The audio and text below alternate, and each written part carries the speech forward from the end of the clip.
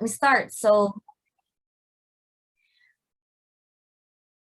sales, tackling the vital few. So again, I'm your resource speaker for today. My name is Christy Bet Madayag. You can call me Chris, but of course, your Miss Sakian is exempted from calling me that. She can call me on my nickname. So my nickname, my friends would call me Lai. So yeah, way back in University of the Philippines, we both took up Masters of Management. We both majored in business management. So let us start.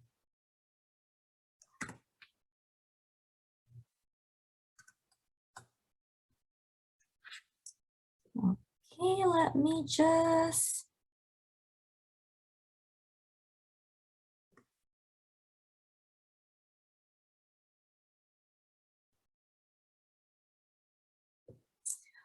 Okay, so a brief background of my of sales and of my career. So let's do a definition. So a sale is a transaction between two or more parties in which the buyer receives tangible or intangible goods, services, or assets in exchange for money. So I guess all of you knows that.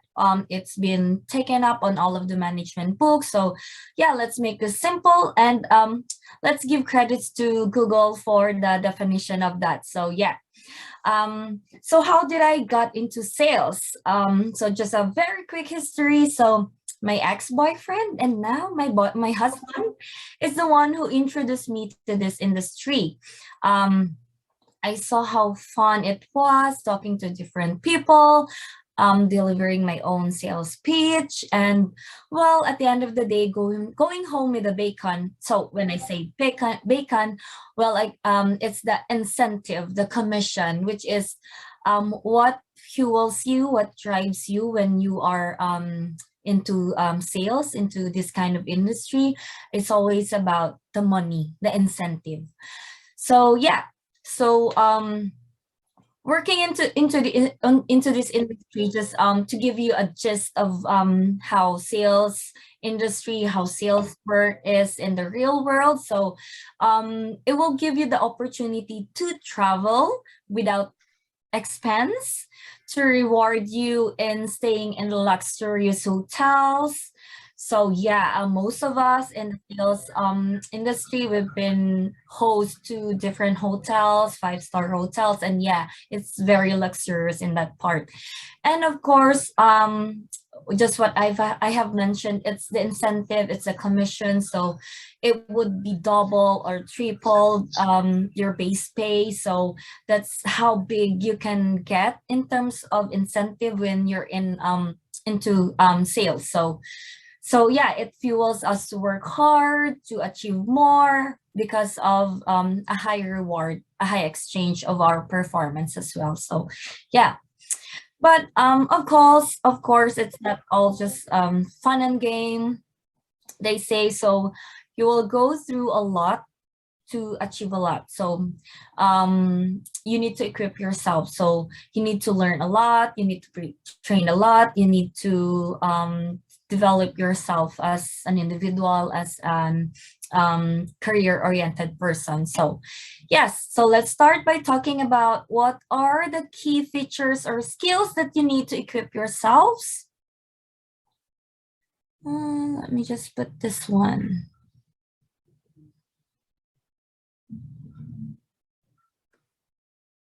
Okay. So let's move on to the next slide. Sorry guys, it's just my screen is blocking my notes. Just gonna move this one there. Am I clear? Is my voice clear to everyone? Yes, Miss, you are. Yes, okay. Yes.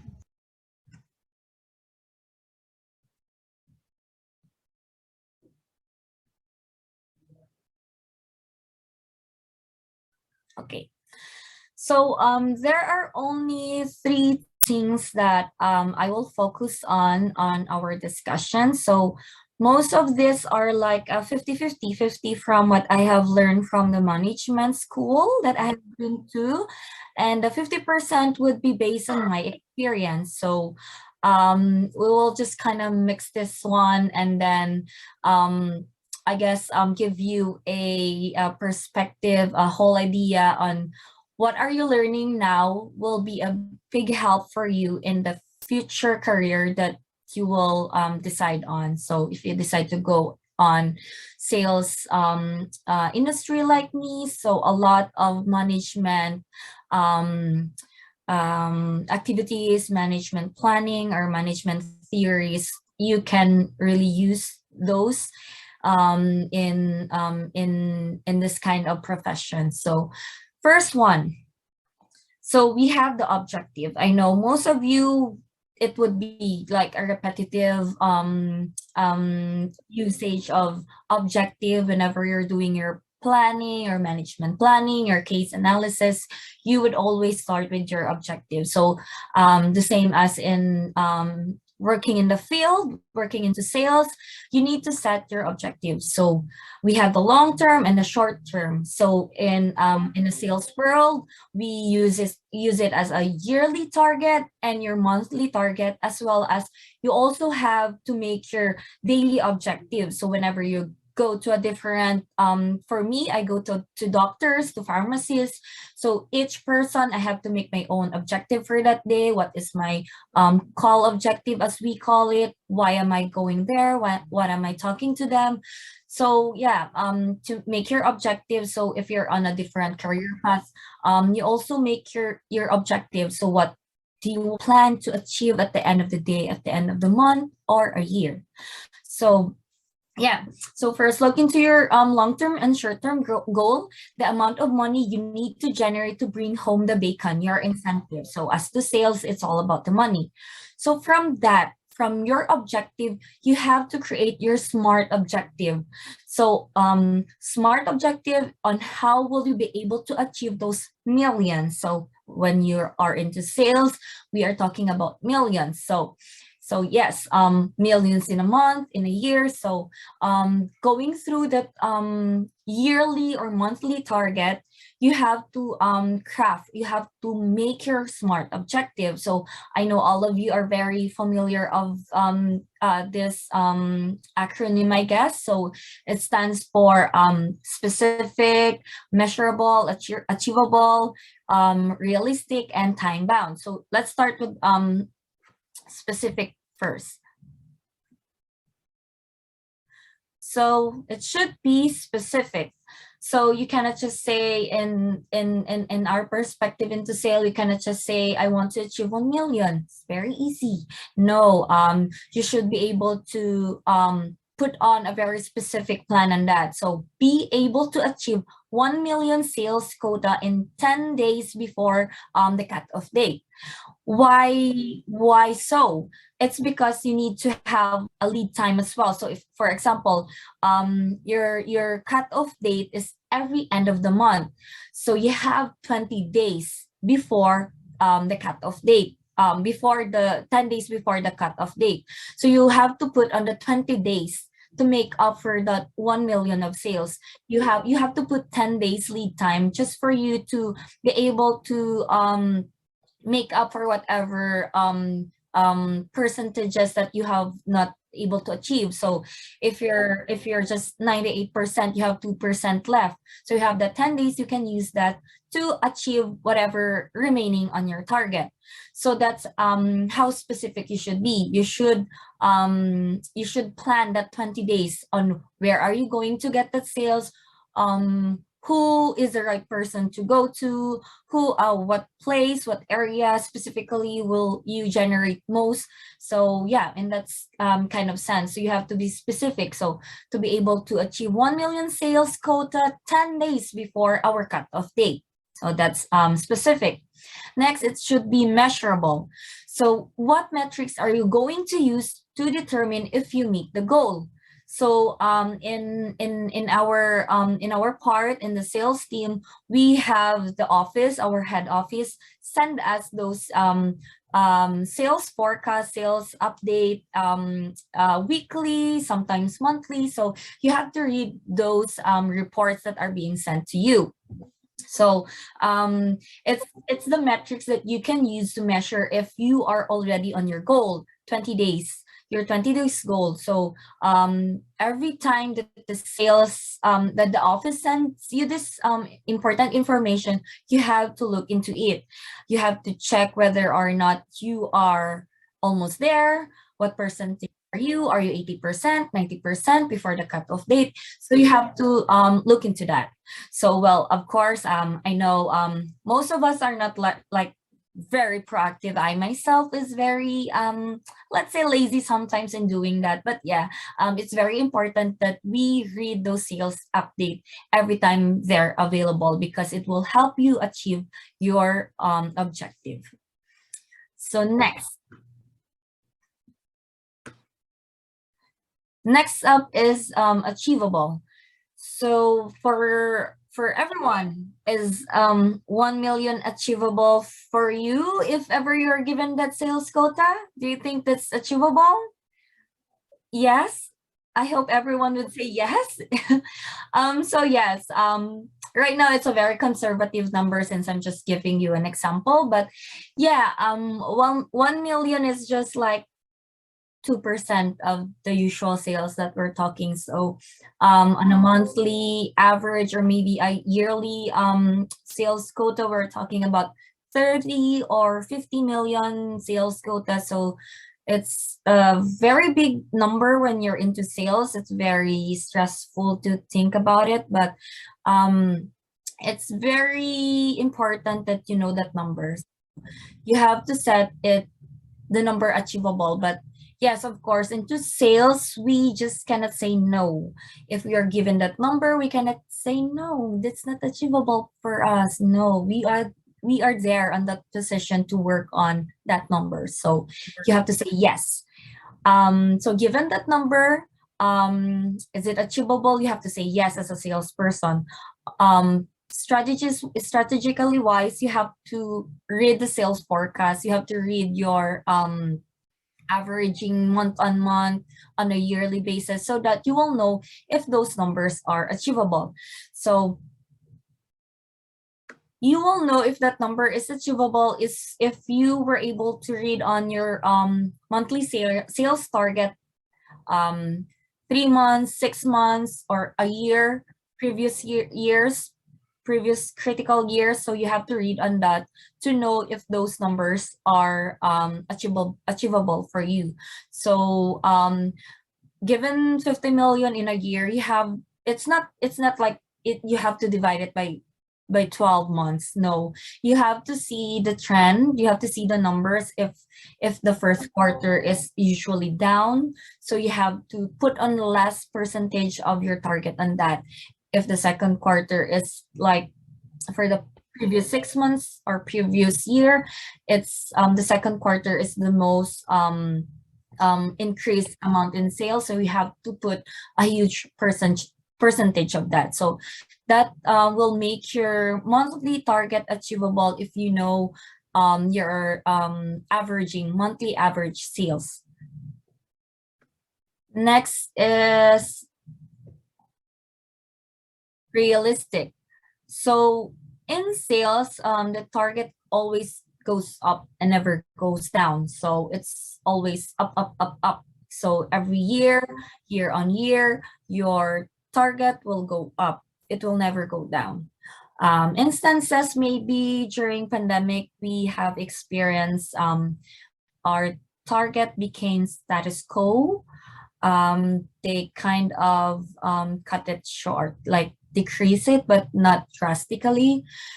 They just see how much is on that average year the sales was. So on the next year they just applied it and did not increase it, but it's very rare. So in instances like this, but it's usually it goes up in sales.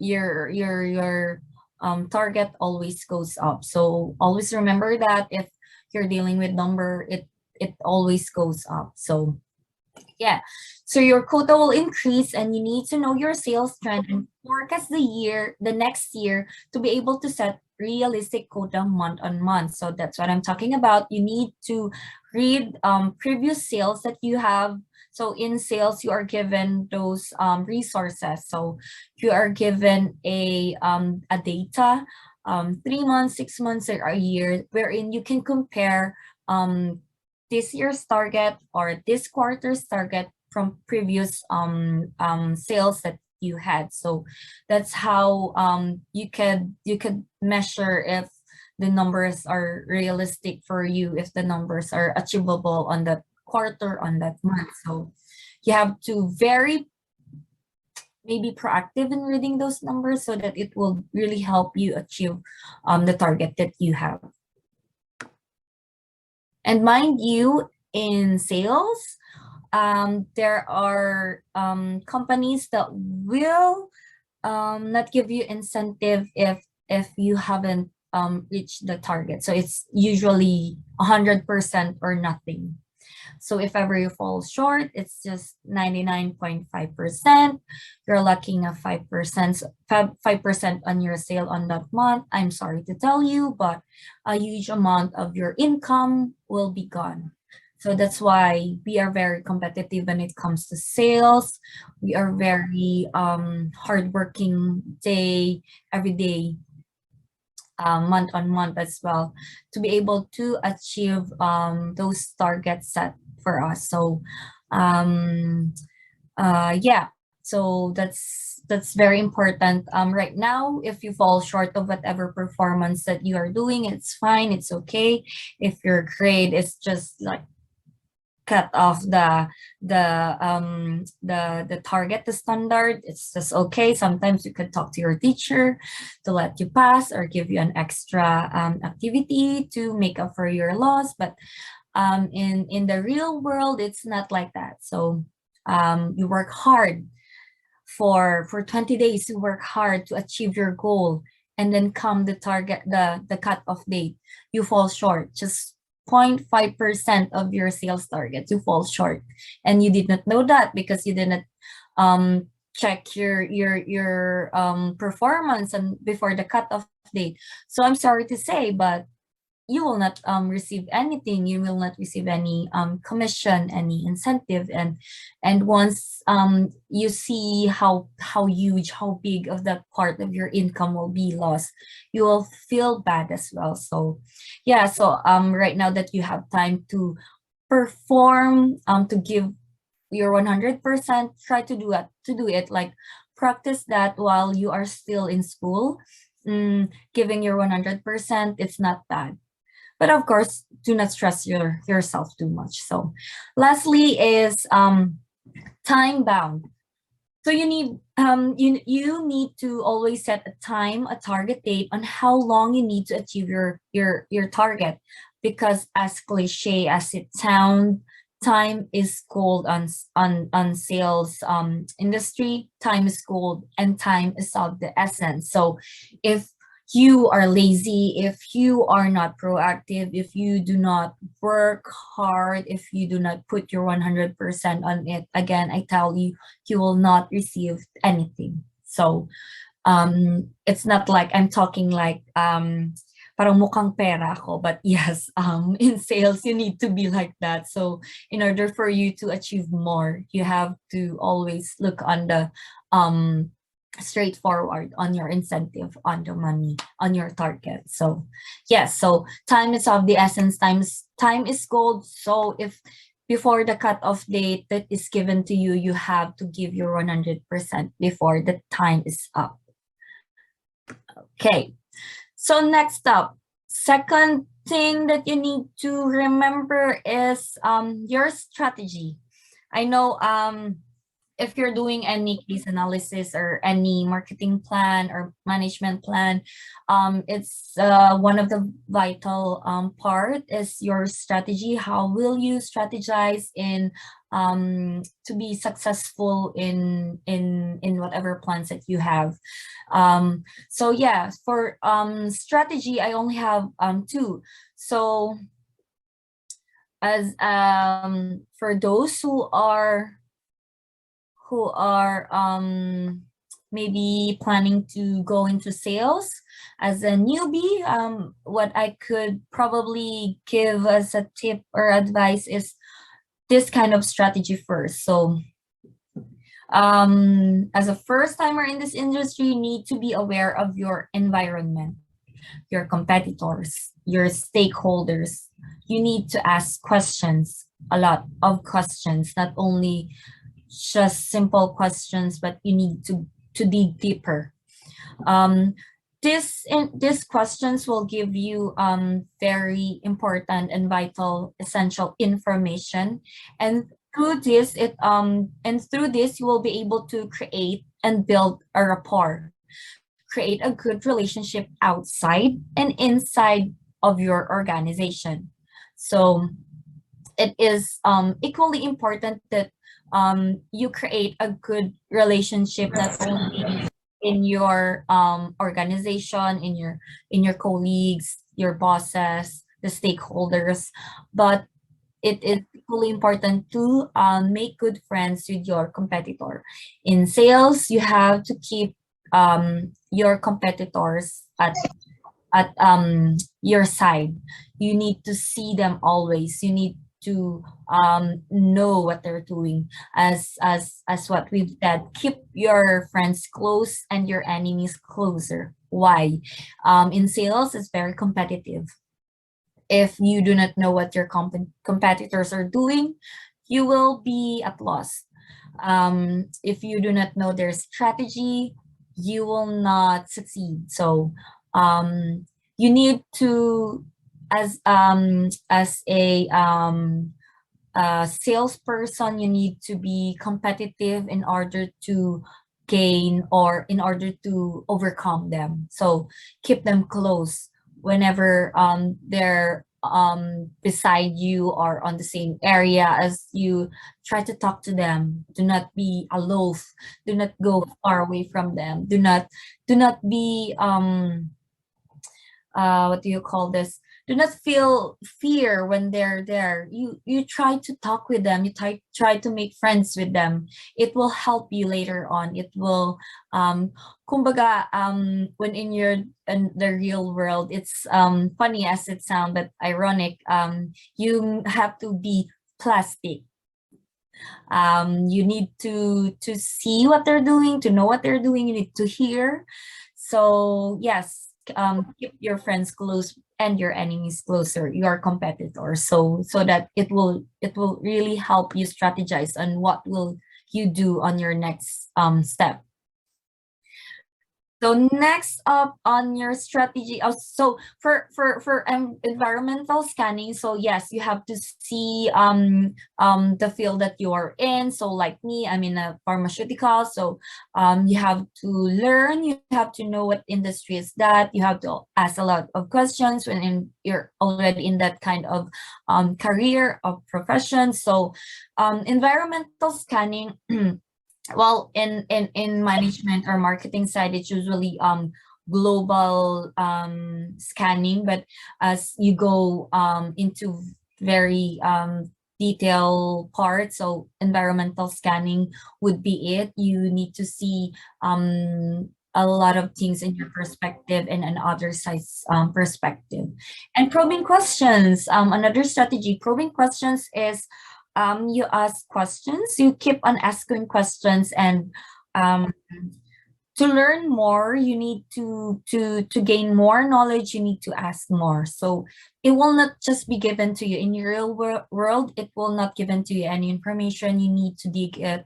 You need to be you need to learn what questions do you need to ask in order to really have those important information. So yeah, try to practice your probing questions. Probing questions are usually answered by either open or ended questions. So it's better if you ask questions with open-ended one. So it means that you ask information from them and not just answering yes or no. So you have to practice those as well. So next is SWOT. So what is SWOT? So that's your strength, weaknesses, opportunity, and threat. So in our side in pharmaceutical, we always use those kind of strategies with analysis. Not only is this used in your management school, but it would be used as well when you're into sales. So you need to identify, you need to analyze what is your strength or what is your product strength, what is the weaknesses, how can you correct it, how can you strategize it, what are the opportunities in that area that you see, what are the opportunities in the market that you see, and then threat. What are the threats? So you can answer this. What are your threats? If you're friends, if you know your competitor, you can answer this right away. What is the threat? It's because you know their strategy, you know how they deal with the market, how they what are their programs or activities that they do in your area. So yeah, so SWOT, practice making your SWOT. Um, I guess this was detailed. I mean, this was discussed in your management books as well. But yeah, you need to practice writing those so that you yourself. It's hard sometimes when we are asked, "What is your weakness?" It's hard for us as well to identify what are our weakness. So it's not only that you as a salesperson, but as well as your product or maybe in your area as well, you try to see what is the weakness there so that you could answer it or make a solution maybe to solve that weakness. So yes. So next up is skills. So what skills that you need to have? So the last thing that we need to focus on is your skills. This is very important in being a salesperson. Yes. So so let's focus on just three things under here, your skills. So first is your product knowledge. So this one is always very important being a salesperson, your product knowledge. So before you are set to the real world, you will be trained. So once you apply in whatever company that you deem or you want to, so you will be put into training. So as a salesperson, we are one of the key resources or important human aspect of corporation. When they have their sales team, we generate the money for the company. So it's important for us to have our product knowledge. So you are trained for us in pharmaceutical, we are trained 1 month in-house. So usually we are sent to Manila, we are put into hotels or maybe a long-term condo. So 1 month, all you have to do is be there at the hotel, go to the office, to the main office. You will be trained them. You will be trained there in classroom type of training, and then you would be at the end of the 1 month. You have like a week or maybe 3 or 2 days of immersion into field areas. So and in classroom type of training, so it's just like a classroom setup. You learn from the instructor, from the teacher. You will you will learn about your product, what will you handle product, what type of product is that, what are the features and the benefits, and etc. So yes. So based on that, you need to pass a certain standard of score. So just like in your education right now, you need to pass sorry, you need to pass your grade. In training, you also need to have the target grade. They have a standard score. It's usually 90 to 95%. So most of the time we are just given a 2 or 3 mistakes to make so that you will be able to pass an exam. I'm sorry. So mind you, usually the exam would be every day. So you will you will learn from day one. The next day you will have an exam on the first hour, and then so on and so forth. You will learn again, then exam again. So at the end of the week, it will be evaluated if you were able to pass the standard of scoring. If you do not if you do not pass, you will be sent home. Yes, they do send you home. So if you're from a province, you will be sent to Manila, and then if you do not pass the exam or the training, you will be sent home. So they will buy you ticket, you will be sent home before 1 month, not even completing the training.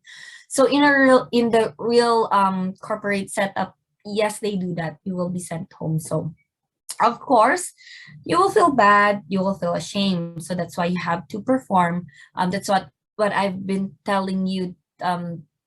You have the time right now to study, perform your 100%, so that in the real world, it's very hard, it's very competitive. So you have to equip yourself as well.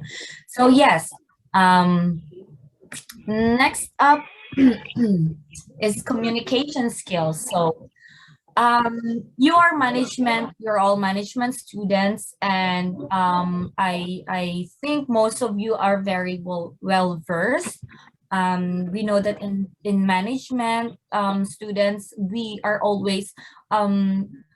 management students can be put anywhere else in an organization, whether it's in a hospital, there's management department there, there's marketing department there. So whether you put it in a simple office type, so we can be put anywhere. So practice your communication skills as well. It would be very it would be a beneficial skills for you to have. So in a sales setup, in being a salesperson, you need to talk a lot as well. One of your capital is your mouth, your voice.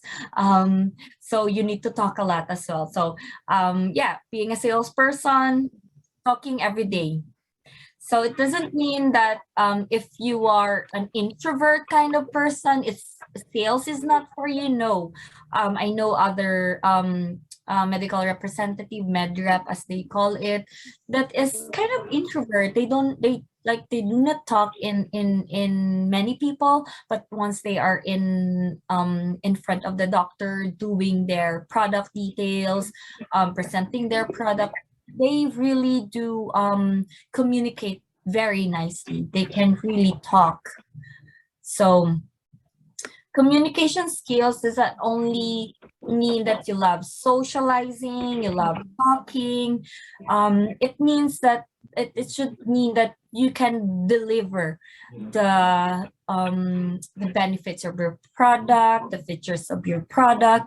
You can really deliver the message to your stakeholder, that in a way that your stakeholder can really understand you, can really clearly see what is your objective after that discussion. So that's a very nice communication skill, and as well as your impact to that person, to that stakeholder, once you stand in front and talk and present your product and show, this is my product, this is the benefit, this is the feature, and how you deliver it, and what is the impact at the end of your visit to that person, makes a very good skills, a very good communication skills. So it's not just about talking, but as well as the how the person that you're talking to perceive and got the message correctly. So yeah. So next is active listening skills. So I guess most of us fall short in this kind of skills. I'm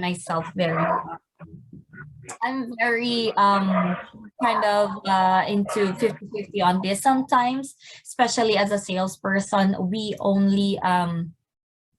we only want to sell, to close a deal at the end of the day. And most of our trainers in the training centers would, and the bosses as well, would always see that salesperson, like especially if you're relatively new um to the profession.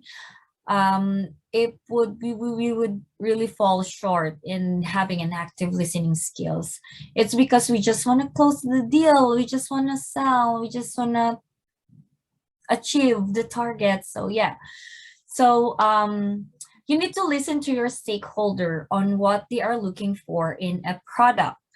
So not just delivering your pitch, your sales pitch, you need to also know what are they looking for. So for just a very simple example, you cannot, if you're a car dealer, a car salesperson, once a customer gets or approach you, you cannot just talk right away and then sell your very nice product, and your product is a gas fueled vehicle, but you did not ask your customer. Your customer is looking for a electric vehicle and not a gas fueled one. So it's a waste of your time, waste of your laway. So yeah, active listening skills is you need to listen and to read between the lines. You need to ask. Cannot see my. I'm sorry, cannot see my notes anymore. Mhm. Yeah. So yes, you need to practice active to be act to have an active listening skills. It's um listening, when your customer is talking, you need to listen clearly and then ask probing questions and then go deeper, and then knowing what your customer is really looking for, knowing the need, um what are they looking for in a product, it would really help you, because at the end of the day, all you want to do is to satisfy what your customer is looking for. Um so you have to practice that, not just closing a deal at the end of the day. No, you need to learn more the need of your customers. So for us in a pharmaceutical setup, we really create a good relationship with the doctors. We really talk to them. Sometimes we go sit down with them. We just talk about personal stuff, and from that we would be able to know what are the things that the doctor want, or the lifestyle, or whatever, or the kind of patient that they have, and what are those patients looking for. So in that way, the next visit that you have, you will know how to deliver your product based on those information that you have gotten based on that last conversation that you have. So yes, that's active listening skills. Let me see if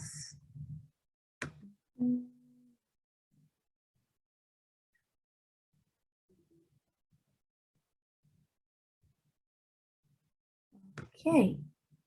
So those are the three simple things for me that if you wanted to go into sales, um, um, this would be the three important things that you need to put in mind, that you need to practice as well. So you have your objective, and from that again, craft your strategy. What is your strategy? So you have there's a lot of strategy that you can use. You can look up in your management book. You can use that, craft that, and put it into your real profession. Do not put all of your learning into waste once you work. Try to go back again on those books. Even if I make my presentation sometimes at work, I try to go back on my book and then read and then try to get information and then implemented it, put it on my presentation. And then lastly, your skills, try to build a very good skills based on your strength as well. And if you know your weakness, try to develop it. So if you have those 3 important skills, it would be wonderful if you practice it, if you're planning to go into sales someday. So next up, your teacher, Miss Kian, told me to also try to discuss on how to handle rejection. I believe I still have time, I guess. So yeah, we'll try to make this fast. So how to handle rejection? It's very nice that your teacher was able to mention in discussing this one. It's very important when you're into sales. You cannot but prevent this. This would happen. So you have to for me, this would be one of the few things to handle rejection. So it's not only in your work, but as well as in your real life. I know you've been rejected a couple of times. If basta isang February 14, may mga ginpangaluyagan ka mo da, na-reject ka mo. So it's time to reflect on yourself. So how to handle rejection? So first, refuse to internalize it. Always prepare yourself for rejection. So in sales, rejection is a very big and hurtful word. So, but you need to toughen up in sales world, or else you will not stay long in that industry. You will be rejected a couple of times. Even your boss, even your colleague, you will feel rejection. So yeah, refuse to internalize it, move forward, learn from that. So how do we handle rejections? First is anticipate it already, because it will make you feel less comfortable. Brace yourself and do not and do the sales pitch anyway, because whether you like it or not, you need to deliver your sales pitch. You need to sell your product. So whatever it is, just go do it. If you know your product, if you're confident, go do it. Whether you get rejected or not, the important thing is you were able to deliver it. So just a quick story. Some of my interviews when I was exploring my career into sales, you will be interviewed, and the interviewer will just say, okay, here's a pen, sell me this pen. So yeah, right then and there, you just make up everything. So yeah, you need to sell, so just sell it. So yeah, it's how they do it. So they will sometimes they will try to challenge you, and during that interview they will say, no, I don't like it, your pen is not nice, and stuff like that. So that's one way of rejection. You just need to be aggressive as well. So do not internalize it. Rejection will be there. So brace yourself, move forward, and do that sales pitch anyway. So yeah. And then next is,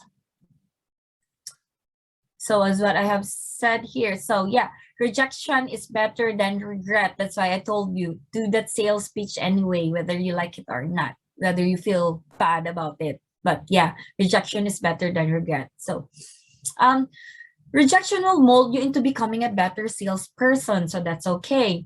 The more you are able to handle rejection, the better you will craft your next sales pitch, because now you can handle the rejection professionally.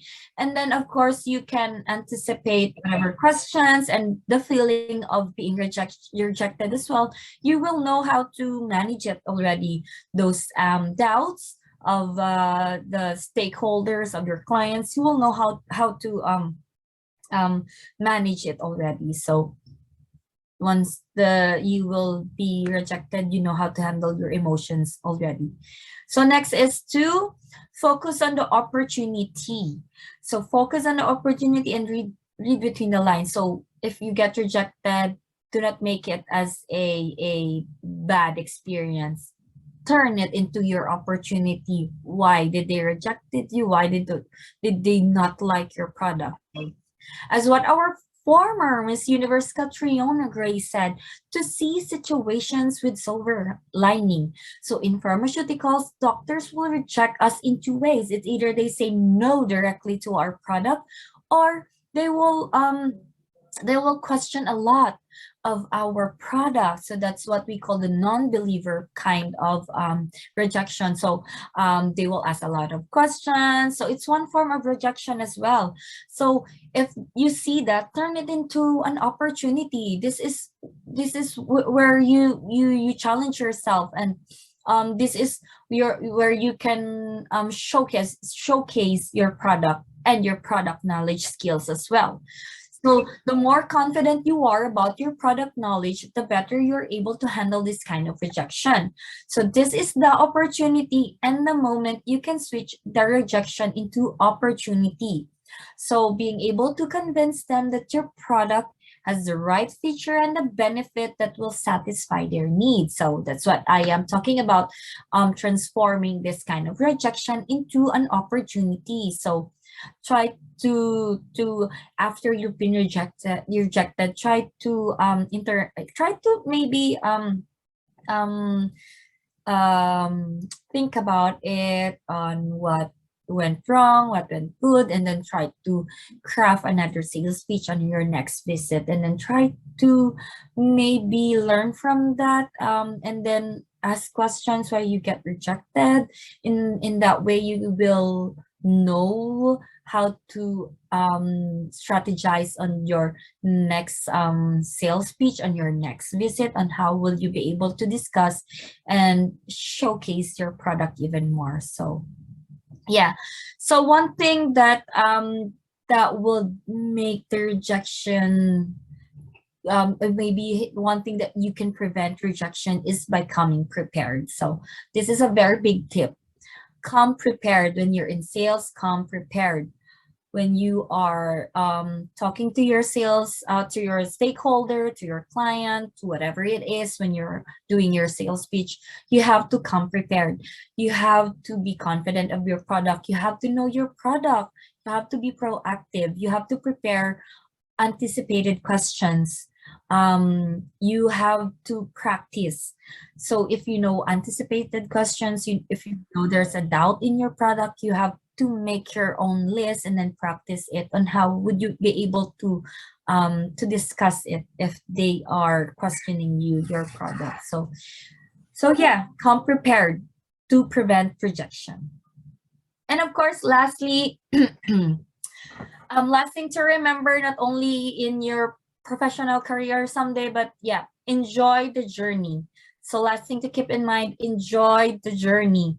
Do not scared to be rejected. Do not feel bad if you're failing. Do not feel useless if you're not hitting your quota. No, just enjoy the journey and learn from it.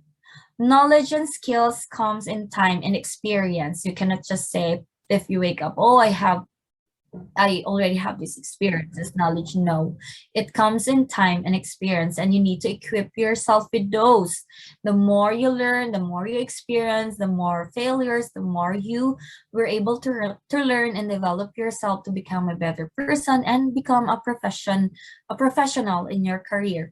So surround yourself with a lot of supportive people, because in real world, after you're done with your studies, I tell you, it's going to be tough. So surround yourself with wonderful people and do not feel bad about anything. Just enjoy the journey. You will learn from it. You will be able to be good at what you do.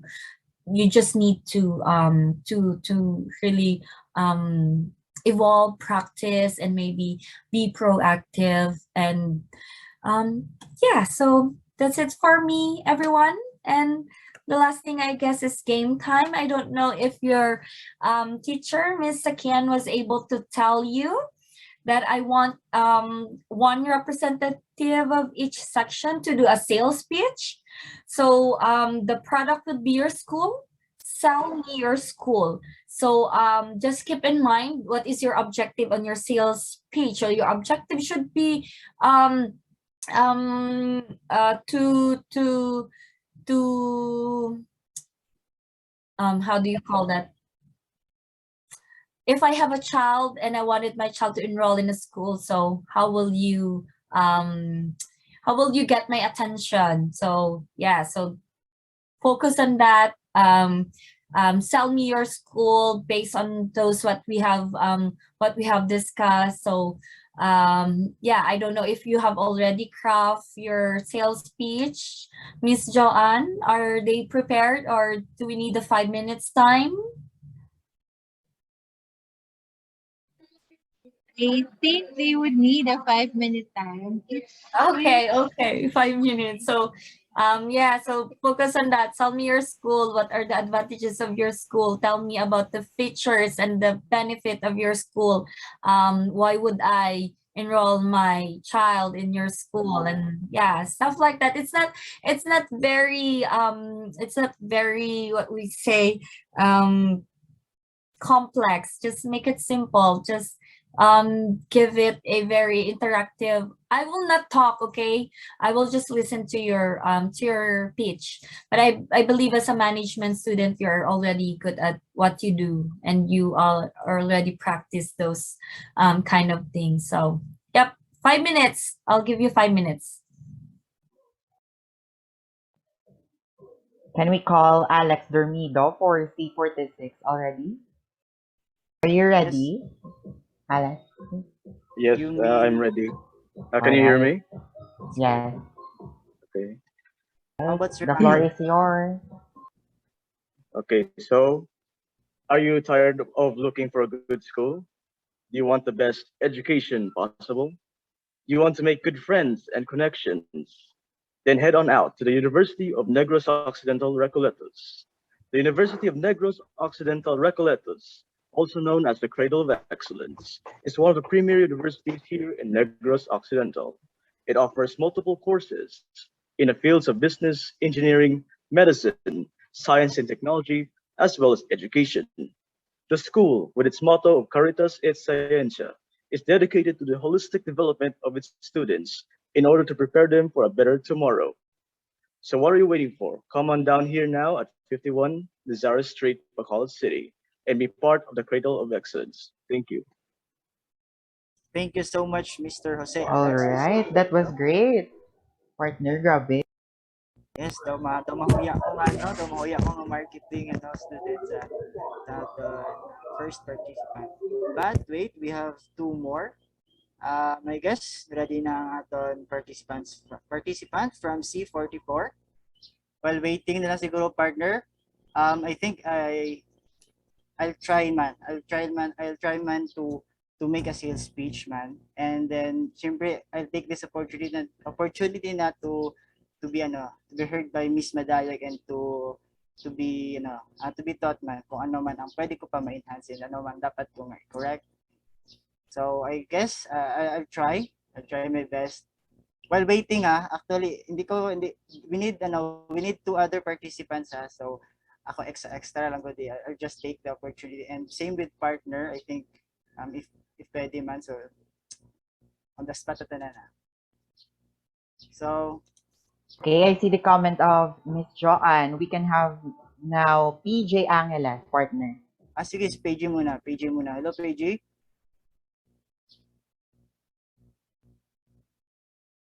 Nice, sir na.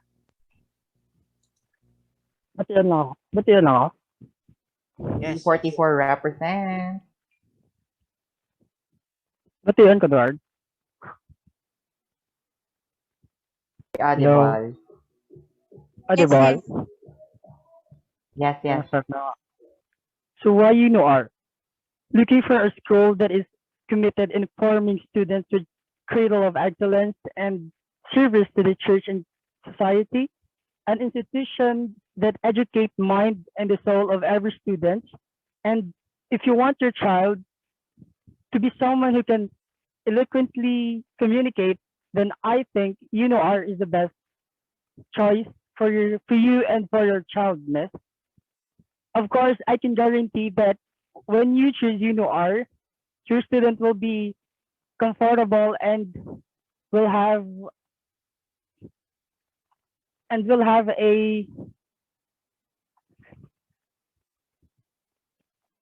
um, will have a comfortable life as a student, miss, where everyone is treated equally and fairly, miss.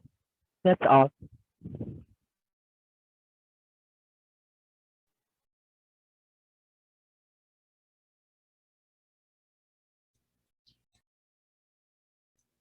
So there you go, Deba.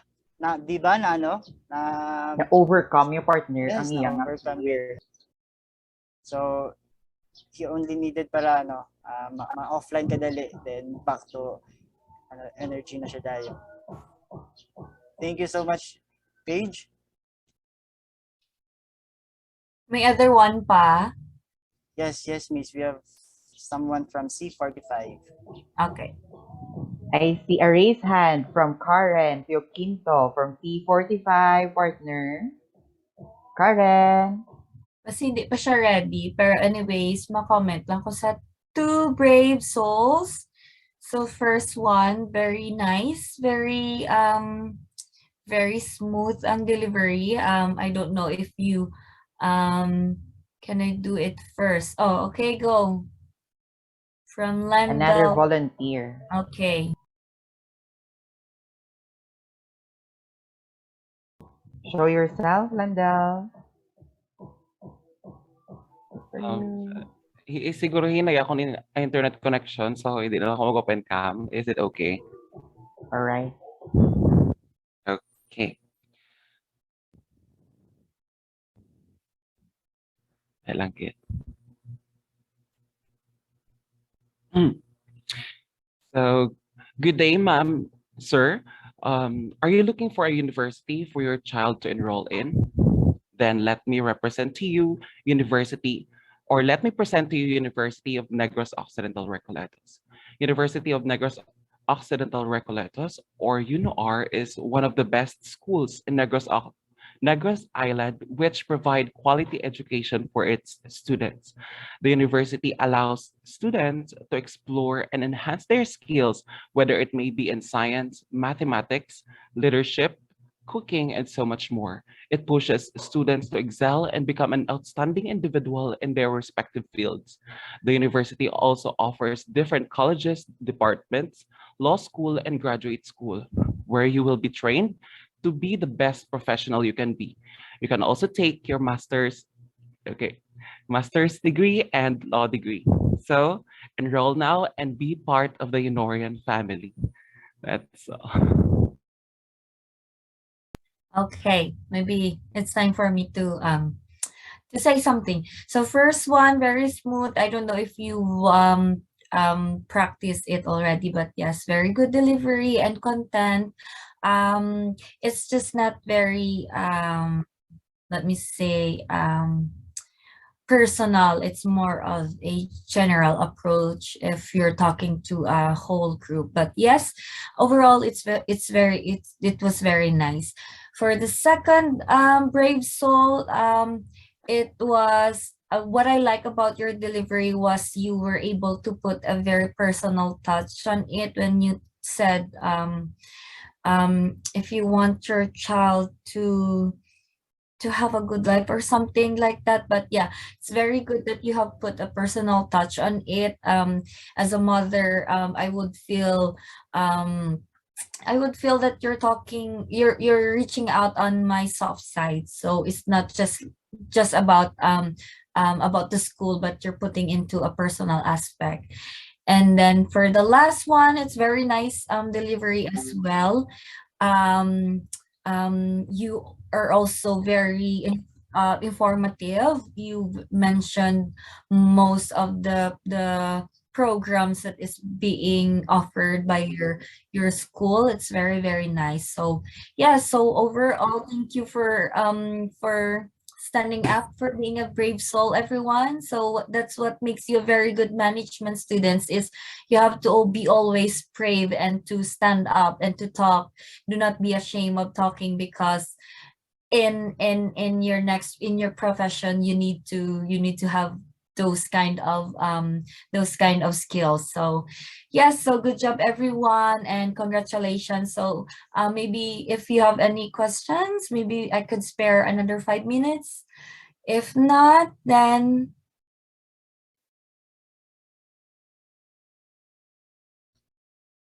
so first question, is there a minimum or maximum time for a sales speech? So very good question. It depends on your audience. It depends on the client. There are clients that will give you time, but on our case, we are usually talking to doctors, so we only 5 minutes is very maximum, unless you have a very good rapport or bond with the doctor. You're given like many minutes. So so in my company, the Wyatt, we are trained to talk, not only focusing on the product, but as well as on the what I've told you, the need of the doctor. So we talk a lot, we probe a lot, we ask a lot of questions. So most of the other companies does not want to get in line where in that particular clinic, because we take a lot of time, especially when the doctor says, yes, it's okay, I can give you my time. We really use that time, so we can stay there for 30 minutes to more, as long as the doctor is okay. But in most cases, you are given just like what I've give you 5 minutes. So given that time, and for the three person that delivered their sales speeches was very good. They're very clear on their objective, on how they will represent their school. So yes, most of the time 5 minutes is okay. Just really sum up everything that you have on how will you present your school, showcase your school in a very nice manner. So yeah, I hope I answer your question. Yes, any other questions? Thank you so much, Miss, for your answer. All right. We have here, Miss, a question from Miss Joanne Sakian. What challenges have you experienced in meeting your quota? Your quota. Oh, very good question as well, Miss Joanne. Um, let me see. In what product that I'm handling, it's milk product. It's an infant formula. It's very competitive in the market in the Philippines. We are only 4 big players there, so it's very hard. So very big challenge is how will you have an impact to your market, to your doctor. We make a lot of activities, of programs. We do webinars as well. We support them. We do a lot of marketing activities. It is where I think I was able to make use as well of my marketing side. But yes, we formulate a lot of activities on how we will be able to provide the need of the doctor. So in our case, it's mostly medical conventions. So we try to make a local run. We try to support them on that aspect. We try to look into other areas that our competitors are not doing. So yeah, so that's one important thing, to be able to achieve your quota, and how will you give an impact to them.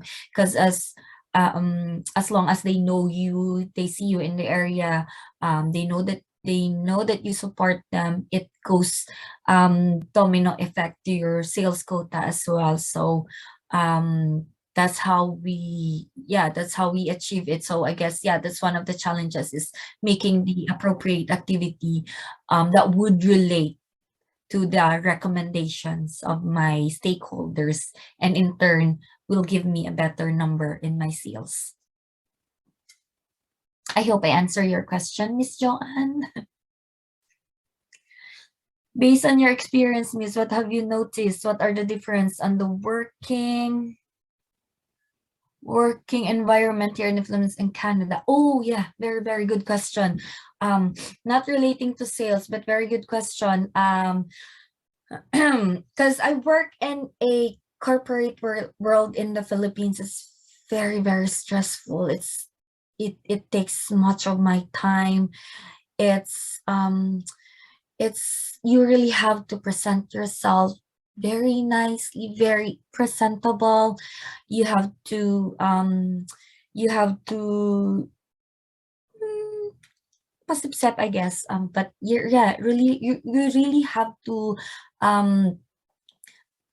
abide or go with, especially with the bosses, you really have to be good in their eyes. You really have to, kumbaga, magpakitang gilas ka if you need to. You really have to perform, to give numbers, to hit your KRAs, your key your ratings. So it's all I can say, it's very nice because all of your colleagues are Filipinos. They understand you. It's easy to reach out to them, but we have that barrier, that gap between professional, especially with the bosses, with your colleagues. So um, there's always that sir, mom, boss. You would really see the ranking in the management, but here in Canada, I work in right now. I work in a physiotherapy clinic. Um, it's we serve people who have gone through stroke, to spinal cord injury. It's a very different from my previous work in the Philippines. But yeah, I call my manager, I call the owner of the clinic on their first name basis. I don't say ma'am, I don't say sir, I don't say boss. We are treated equally. We sit on the same table, we eat on the same table, we talk about everything. I just call them on their first name. It's no barrier. So yeah. So yeah, that's a huge difference that you can see. Working environment is really matter in the performance of salesperson. Yes, it does really. Your working environment, the people you work with, your team, your boss, it would really help your performance, not just your stakeholder and the area or the field that you are into, but as well as the team that you are working with. It would really make a big difference in your performance as a salesperson. So your team will help your boss will help you, but if you do not have a good relationship with them, it would also reflect on your performance. So yes. I hope I answered all of your questions. Maybe last question, if there is. Hi, Miss. In terms of sales, in reaching your target, what is the most practical and realistic way in closing the deal to your clients? In closing the deal, what is reaching? Very good question. Practical and realistic way in closing the deal. Practical and realistic way. If this would just go if you have already set or you have already rooted yourself in your area, okay? But do not do this if you're just new in the area. I would usually say, Doc, I need your help. I still need let's go in a pharmaceutical, not in the infant. In my previous work, it's because it's very ethical, it's very unethical. We have the Department of Health that looks after us because we're selling infant formula. So maybe on the first pharmaceutical company that I have been to, it's an over the counter product, so it's just very basic. So what I do, since I have already rooted myself in that area, what I do when I feel that I still need a percentage of my target, tell them directly, Doc, I still need this amount. Doc, I really need reseta pa, Doc, pila pa ka reseta. So Doc, basi mo buligan mo ko, Doc, konting push pa, kinalagas ko na lang ang numbers ko. So it's very very realistic, ha. It's very personalized, one-on-one, but do this when you have already rooted yourself with good relationship with those with your stakeholder. But do not do this if hindi ka pa kilala. only do this if you know you're comfortable already to the doctor. But yes, that's how realistic it can get if you are nearing the target number. That's what I do. So yes. Yeah, so I guess that's it. Thank you everyone for listening, and I hope I was able to impart my knowledge and my experiences to each and everyone. And good luck on your future careers, graduate soon to be graduate students, and good luck on your whatever dream that you are aim high, and enjoy the journey again. Okay. Bye, everyone. Thank you.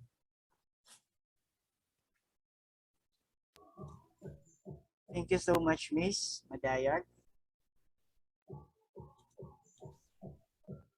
All right, partner. Thank you to our speaker, the time that she has offered to us despite of the time differences. So at this moment, we will give our token of appreciation to our speaker. This of appreciation reads, Certificate of Appreciation is proudly presented to Chrislibeth C. Madayag, MMBM, for the time and effort shared with the graduating students of Business Administration Program as speaker on the topic of sales, tackling the vital few, given this 23rd day of February 2022 at University of Negros Occidental Recoletos, Bacolod City, to be signed by Joanne S. Akian, MMBM, faculty in charge, and Dean Grace Lopena, CPA, MBA, JD, RN, CRP, Dean of College of Business and Computer Science. Give our round of applause to our guest speaker this afternoon. Thank you.